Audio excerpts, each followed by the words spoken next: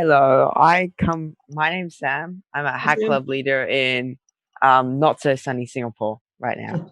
Um, my question for you, I guess, is looking back since you started Figma, what's like the funniest moment from the company's journey?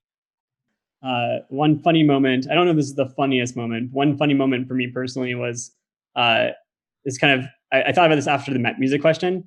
I we have a sort of we call it a variety show that we do every year at Figma, and it's the sort of motto is you know it used to be when we started when we were small, it was participation is mandatory but talent is optional, and now as we've grown and you can't have everybody in the same show, it's participation is optional and talent is also optional.